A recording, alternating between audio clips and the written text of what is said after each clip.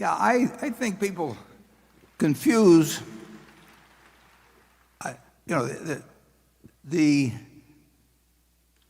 amount of calories consumed. I mean, I happen to elect to consume about 700 calories a day from Coca-Cola. So I'm about 1/4 Coca-Cola, roughly. But, not sure which quarter, and I'm not sure we want to pursue the question. But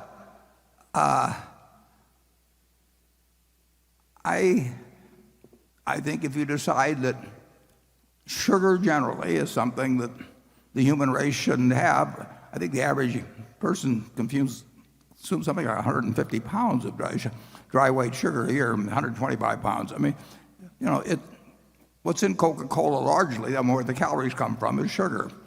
I elect to get my 2,600 or 2,700 calories a day from things that make me feel good when I eat them. And that's been my sole test. It wasn't a test that my mother necessarily thought was great, or my grandfather, but there are over 1.9 billion 8-ounce servings of some Coca-Cola drink. Now, they have an enormous range of products, I mean, they have a few that are called Coke, Diet Coke, Coke Zero, and that sort of thing. But they have literally thousands of products. 1.9 billion, what is that? That's 693 billion, 500 million 8-ounce servings a year, except it's a leap year.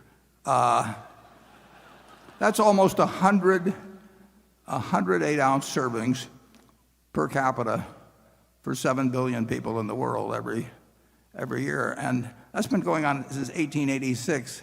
And I would find quite spurious the fact that somebody says if you're eating 3,500 or so calories a day and you're consuming 27 or 800, and some of the 3,500 is Coca-Cola, to lay it any particular obesity related illnesses on the Coca-Cola you drink. You have the choice of consuming more than you use. I mean, and I make a choice to eat or to get 700 calories from this. I like fudge a lot, peanut brittle, and I am a very, very, very happy guy. And I don't know. I think, and I'm serious about this, I think if you were happy every day, it may be hard to measure, but I think you're going to live longer as well. So there may be a compensating factor. I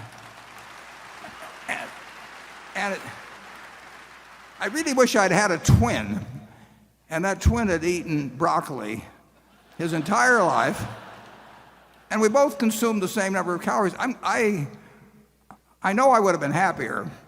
And I think the odds are fairly good I would have lived longer. I think Coca-Cola is a marvelous product. I mean, if you consume 3,500 or 4,000 calories a day and live a normal life in terms of your metabolism, something's going to go wrong with your body at some point.